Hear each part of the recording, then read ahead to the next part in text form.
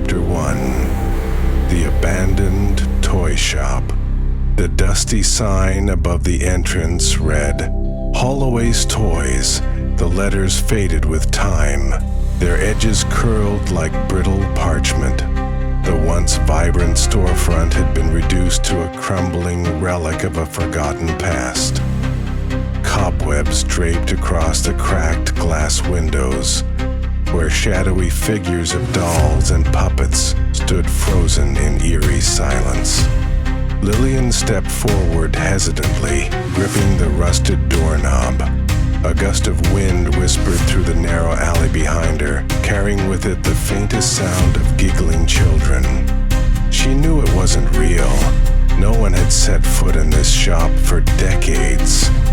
Yet, as she pushed the door open with a reluctant creak, she felt an overwhelming sense of being watched.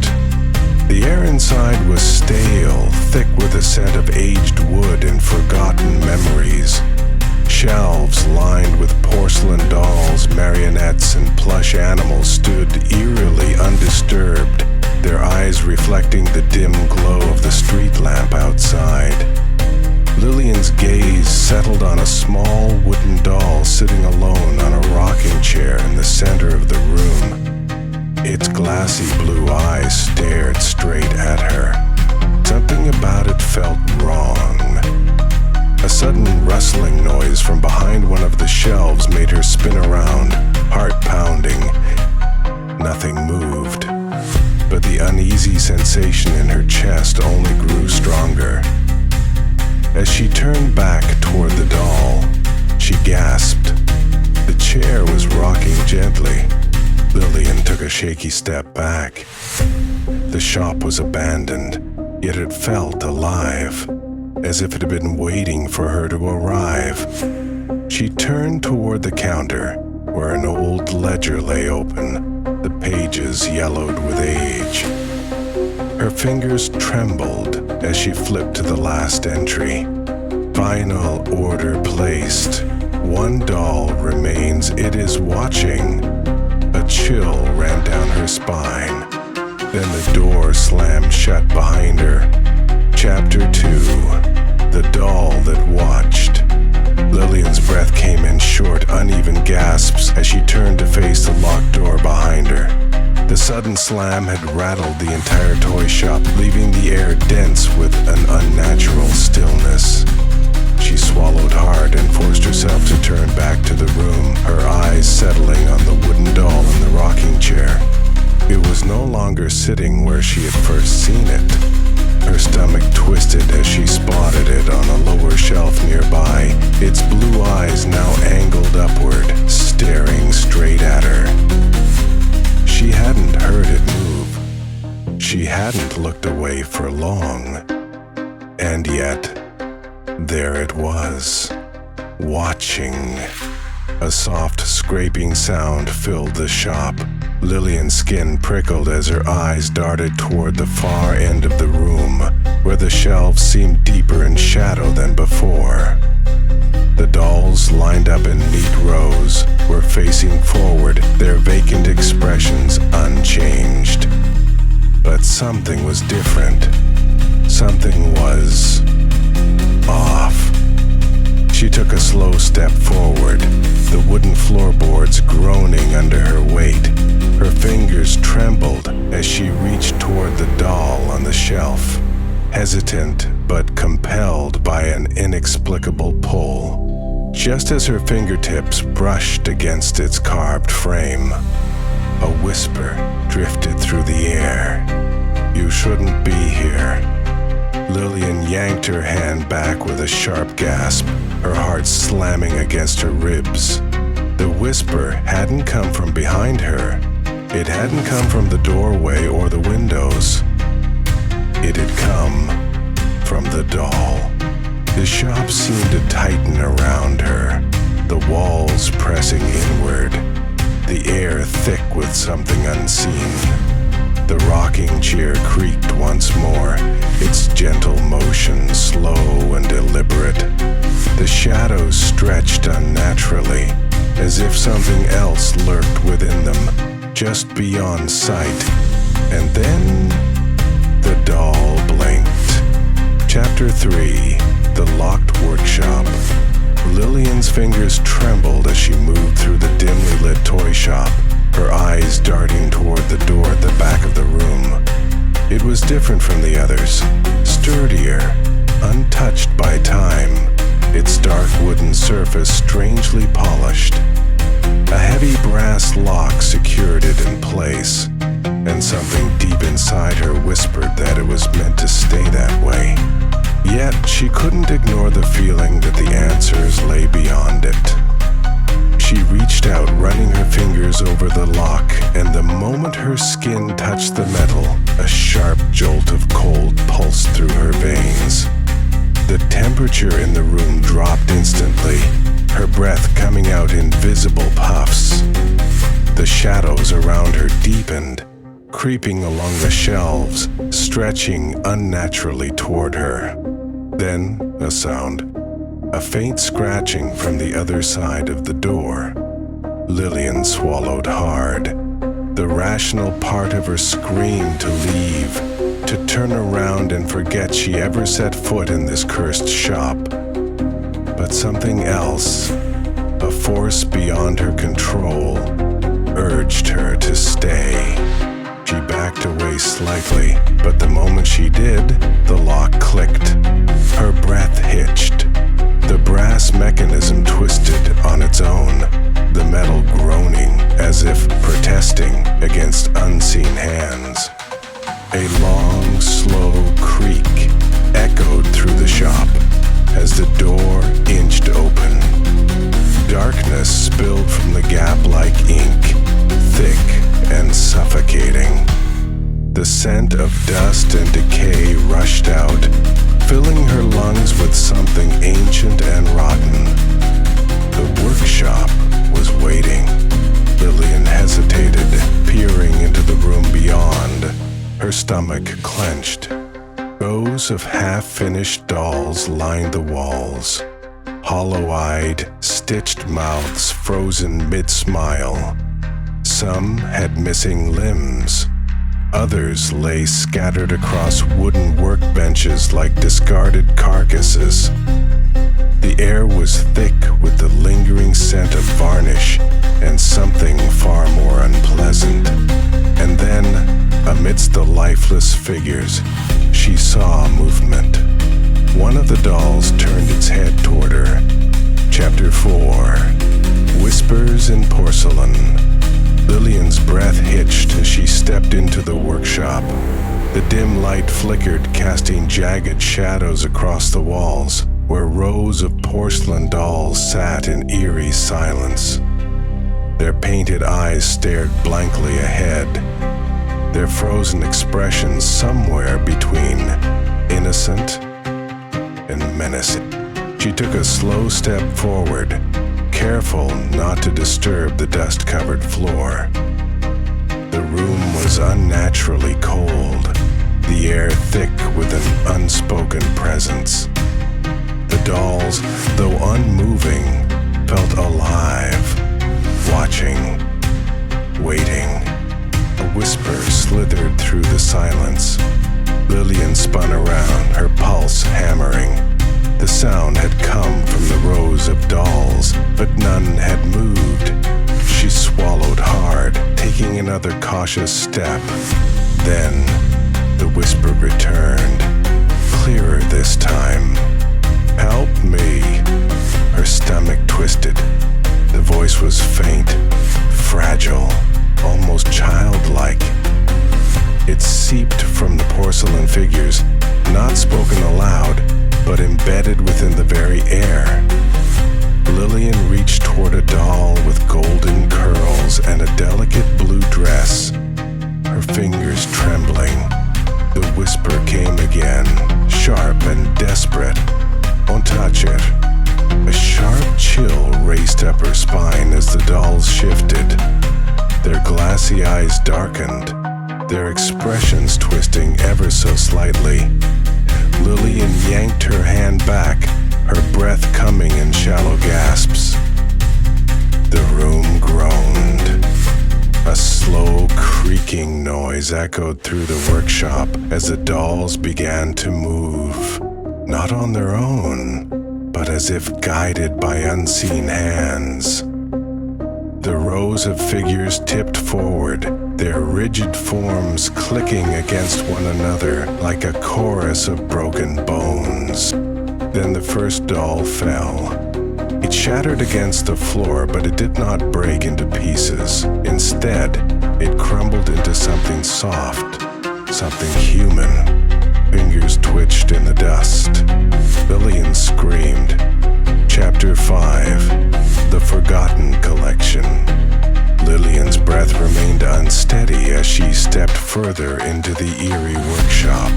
Her hands trembled as she brushed away cobwebs from an old wooden shelf, revealing an assortment of dolls unlike any she had ever seen. Unlike the porcelain figures in the shop, these dolls were crafted from a strange mix of materials. Glass eyes that seemed too lifelike, fabric stitched with intricate patterns resembling veins, and fingers jointed in a way that mimicked human movement. She reached out and carefully picked up one of the dolls. It was heavier than she expected, its limbs cold and stiff.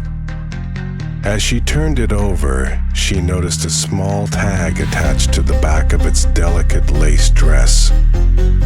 The name was smudged, faded by time, but she could still make out the first few letters. Eli. A chill ran down her spine. The name was familiar, too familiar. Lillian's fingers trembled as she set the doll back on the shelf, her mind racing. She took a step back, eyes scanning the collection. Each doll had a tag, and as she peered closer, her stomach dropped. The names weren't just familiar, they were real. They were the names of children who had gone missing over the years. She clamped a hand over her mouth, a wave of nausea washing over her. This place, this shop, wasn't just abandoned. It was cursed. A mausoleum of stolen souls, each doll a prisoner, forever trapped in porcelain and fabric. A sudden shift in the air made her freeze. The dolls on the shelf slowly turned their heads toward her, their glass eyes no longer lifeless. Their expressions twisted, lips parting, as though they were trying to speak. Then, all at once, they whispered her name. Lillian? She staggered back, heart racing.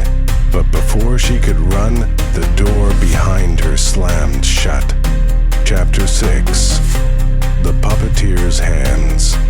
Lillian pressed her back against the workshop's cold wall, her breath coming in ragged gasps. The dolls had whispered her name. They had moved, but the worst part was the feeling.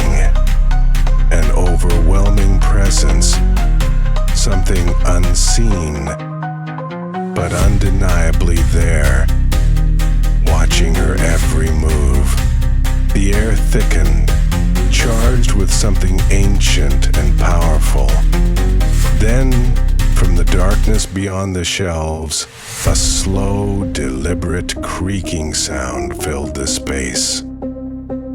It wasn't the dolls this time. It was something else. A figure stepped forward. It moved with an unnatural grace, its limbs long and jointed like a marionette. At first glance, it resembled a man, but its hollow eyes and unnervingly stiff posture told another story. It wore tattered clothes, the fabric barely clinging to its thin frame. But Lillian's breath caught when she noticed its hands, skeletal, elongated, and wrapped in strands of thin, shimmering string that extended upward into the darkness. And the puppeteer, The figure raised one hand, and the strings tightened. Around her, the dolls jerked to life, their limbs twitching and twisting in unison. Their heads snapped toward her, their vacant eyes suddenly filled with something new.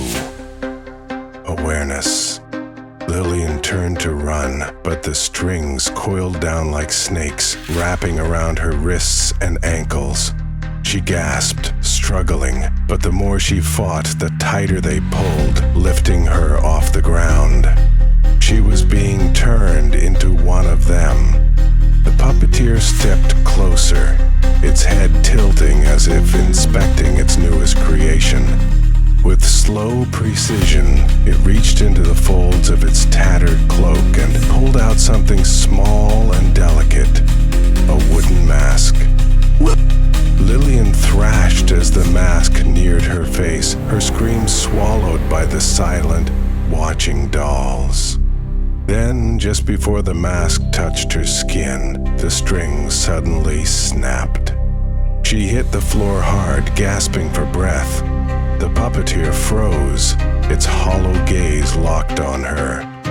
Something was wrong. A new whisper filled the air, but it wasn't the puppeteer's voice. Run. Chapter 7. The Cursed Marionette. Lillian's legs felt weak as she stumbled through the workshop, her pulse hammering against her ribs. The puppeteer remained frozen in place, its hollow eyes locked onto her, unmoving, yet filled with something unspoken. The whisper had come from nowhere, yet she had no doubt it was meant for her. She had to run. She darted toward the exit, her fingers grasping at the heavy wooden door. It wouldn't budge. A cold, creeping dread slithered up her spine. The room around her groaned, the walls seeming to shift, pressing in closer. The dolls perched along the shelves shuddered, their once lifeless limbs twitching with newfound energy. Then, a new sound joined the cacophony, a slow, rhythmic tapping. She turned her head slowly and her breath caught in her throat. At the far side of the workshop, a marionette sat slumped against a wooden chair. Unlike the others, it was larger, its joints carved with intricate patterns, its mouth stitched into an unsettling grin. But what made Lillian's blood run cold was the movement. It lifted its head. The marionette's glassy eyes locked onto her, and a slow, jerky movement overtook its limbs. First, the fingers curled inward. Then, the legs twitched, one after another, as if testing their strength. And finally, with an unnatural lurch, it lifted itself from the chair and stood. The strings above it tightened on their own, stretching high into the attic's unseen rafters, but there was no puppeteer guiding them. The marionette moved of its own accord, its joints clicking with every unnatural step. Lillian's breathing hitched as she backed away. The marionette took another step, then another, its grin never faltering. "Join us," a voice whispered, though the marionette's mouth never moved. The strings above it snapped taut, and in an instant, it lunged. Chapter 8. Trapped in the Showroom. Lillian barely had time to react before the marionette lunged. She twisted out of the way, her shoulders slamming into a wooden work table. Pain flared through her arm, but she forced herself to move, scrambling toward the far end of the room. The strings above the marionette twitched and coiled like living things, dragging it toward her with unnatural speed. She reached for the nearest door, an old dust-covered wooden frame with a brass handle and yanked it open. Cold air rushed past her as she stumbled inside, slamming it shut behind her. She turned, her breath catching in her throat. She was in a showroom. A grand hall lined with glass display cases stretched before her. Inside each case, a doll sat on a velvet cushion, arranged in perfect, unmoving rows. The lighting was dim, casting eerie shadows across the polished wooden floor. The scent of aged fabric and varnish lingered in the air, thick and cloying. Lillian took a cautious step forward. As she did, a soft hum vibrated through the room, and the dolls inside their cases twitched. Their fingers flexed, their heads jerked slightly, as if waking from a long sleep. She backed away, but her foot hit something solid. She turned and gasped. A mirror stood in the center of the room, its frame intricately carved with depictions of marionettes and faceless figures. But it wasn't her own reflection staring back at her. It was another version of herself, her skin pale as porcelain, her eyes hollow, lips stitched into a faint, knowing smile. The glass rippled. The dolls turned their heads toward her in unison. Then the mirror Lillian stepped forward, her stitched lips parting. You were always meant to stay here. Chapter 9. The Final Creation. Lillian's pulse pounded as she stood frozen before the mirror. Her reflection, the hollow, stitched-lipped version of herself, wasn't just mimicking her movements. It was watching her, studying her, as if it knew something she didn't. The air in the showroom thickened, an oppressive weight pressing against her chest. A sharp creak echoed through the room. The dolls in the glass cases jerked, their heads snapping toward her in unison. Their lifeless eyes darkened, their stitched mouths trembling as though they were about to speak. Then the reflection moved, not as a mere image but on its own.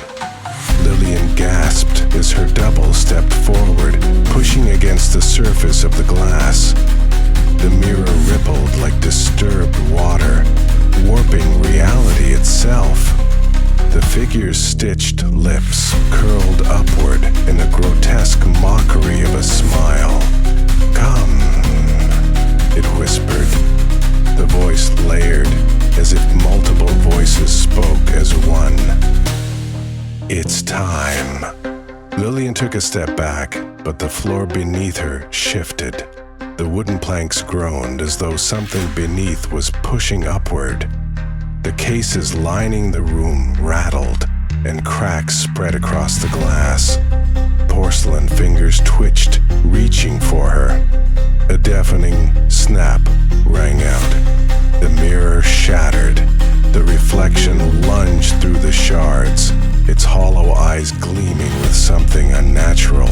Lillian screamed as its cold fingers wrapped around her wrist, pulling her toward the gaping void where the mirror once stood. Darkness engulfed her. For a moment, there was nothing, just an abyss of suffocating silence. Then she opened her eyes. She was back in the workshop, but something was wrong. The dolls were no longer watching her. They were kneeling. Lillian looked down at her hands.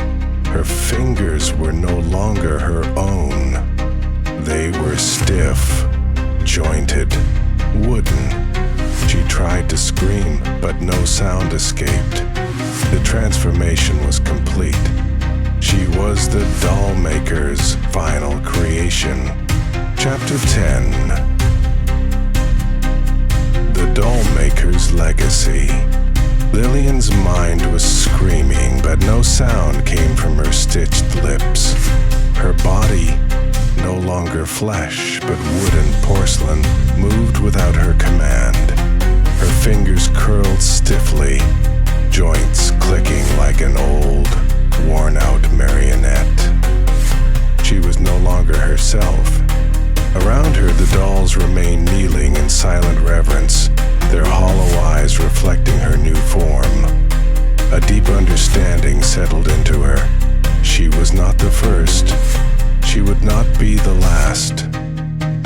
The Dollmaker had claimed another.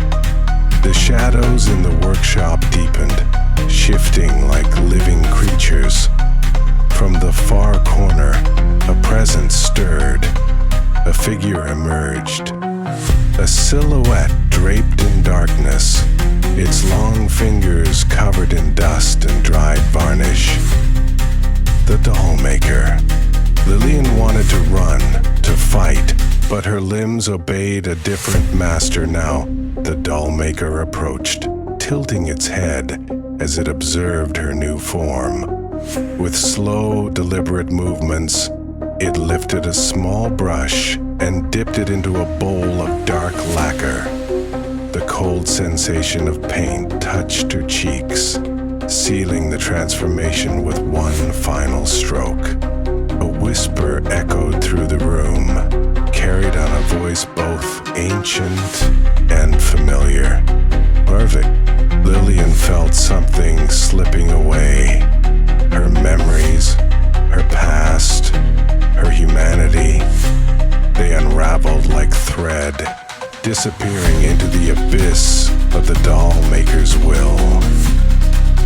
She tried to grasp onto them, but they faded into nothingness, leaving only the knowledge of what she had become. The Dollmaker turned, gesturing toward the shelf.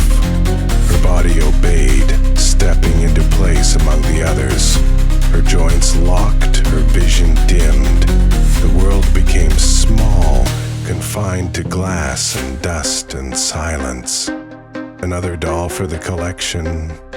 The workshop door creaked open, and the sound of footsteps echoed inside. Another visitor had arrived. The Dollmaker's work was never done.